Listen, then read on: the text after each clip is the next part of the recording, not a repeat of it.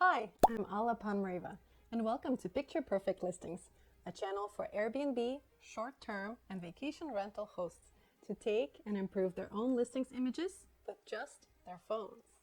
Personally, I never planned to be a host. About 5 years ago, my husband and I had built a 160 square foot cabin, and it was just sitting there, empty on our Montana property.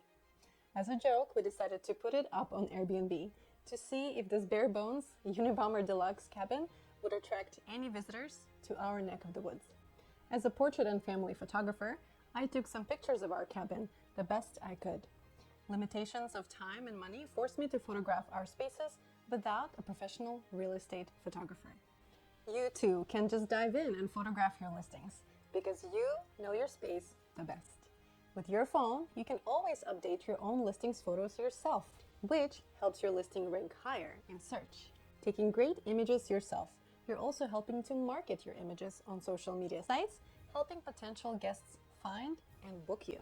Finally, you don't have to wait to pay a professional, especially if your budget is small, like mine. Did you know that if you hire an Airbnb photographer to take the photos for you, you don't even have the rights to those images and can't use them on other platforms, your website, or social media.